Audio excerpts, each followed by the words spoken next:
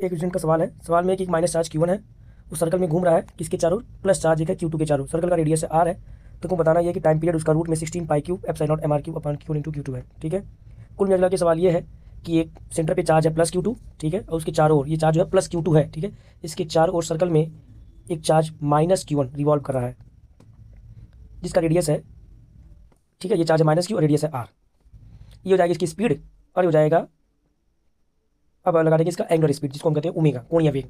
हमको दिखाना क्या है, दिखाना कि जो टाइम पीरियड होगा वो होगा रूट में 16 फिर पाई cube epsilon not MR cube अपान में बटे में Q1 और Q2, ये हमको दिखाना है। ठीक।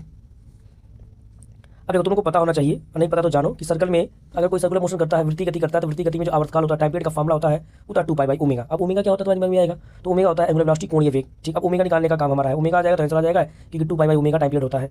अब आपको ये पता होना चाहिए किसी भी सर्कुलर मोशन में, ठीक है, क्या पता होना चाहिए, अच्छा मैंने इसलिए लिखा है कि आप जानिए कि किसी भी सर्कुलर मोशन में जो सेंट्रीपिटल फोर्स बहुत आवश्यक होता है सर्कुलर मोशन के लिए, मतलब तो नेसेसरी फोर्स है सर्कुलर मोशन करने के लिए, सेंट्रीपिटल फोर्स चाहिए ही चाहिए। अब यहाँ पर सेंट्रीपिटल फोर्स कहाँ से मिलेगा, जिसको हिंदी में अभिकेंद्री बल कहते हैं। तब यहाँ ध्यान देंगे कि एक चार्ज प्लस Q2 है, दूसरा चार्ज है माइनस Q1, दोनों के बीच में अट्रैक्शन होगा, प्लस और माइनस के बीच में अट्रैक्शन होगा, और जो अट्रैक्शन होगा वही सेंट्रीपिटल फोर्स देगा। और सेंट्रीपिटल फोर्स का जो फॉर्मूला होता है, ये 3 फॉर्मूले होते हैं, M omega square into R या MV स्क्वायर बटे में R या MV ओमेगा। ठीक।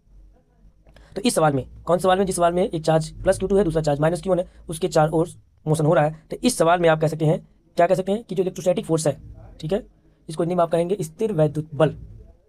ठीक। समझ में आ रहा है, यार क्लियर है, वही हमारा सेंट्रीपिटल फोर्स होगा, वही हमारा अभिकेंद्री बल होगा, मेन फंडा यही है। ठीक। प्लस और माइनस चार्ज के बीच में जो अट्रैक्शन है, वही अट्रैक्शन का फोर्स। ठीक है। यही फोर्स एटम में भी काम करता है इलेक्ट्रॉन को घुमाने के लिए, इलेक्ट्रोस्टैटिक फोर्स ही एटम में इलेक्ट्रॉन को न्यूक्लियस के चारों ओर घुमाता है। ठीक। तो इलेक्ट्रोस्टैटिक फोर्स का फॉर्मूला कूलॉम्स लॉ से मैंने लिख दिया, और फिर वो फॉर्मूला हमको पता है। अब वहाँ से MR इधर भेज दिए तो ओमेगा स्क्वायर आ जाएगा, K Q1 Q2 upon MR cube, square हो जाएगा रूट में हो जाएगा, रूट में जाएगा K Q1 Q2 upon MR का क्यूब, ये हो जाएगा ओमेगा। अब जब ओमेगा आ गया तो हमारा टाइम पीरियड भी आ जाएगा। ठीक है, ओमेगा में निकाल लिया। अब हमको पता होना चाहिए क्या, कि टाइम पीरियड होता है 2 पाई बाई ओमेगा, ओमेगा जो है वहाँ रख दिया 2 पाई, नीचे ओमेगा की जगह रखेंगे, रूट में जो लिखा है वो लिख देंगे, लिख दिया, लिख दिया। अब वही MR क्यूब जो अपान में है वो फ्रैक्शन में जो सबसे नीचे ऊपर चला जाएगा 2 पाई, वो MR के ऊपर जाएगा और ये हो जाएगा, नीचे वही उतार देंगे।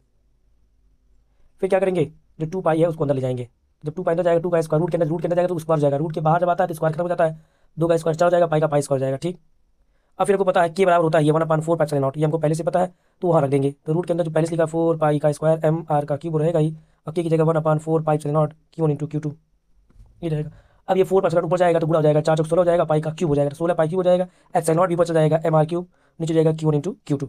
यही हमारा फाइनल आंसर हो जाएगा, यही हमको बताना था। ठीक है, समझ में आया, और कोई सवाल होगा तो भेज देना, मैं सलूशन बता दूंगा। धन्यवाद।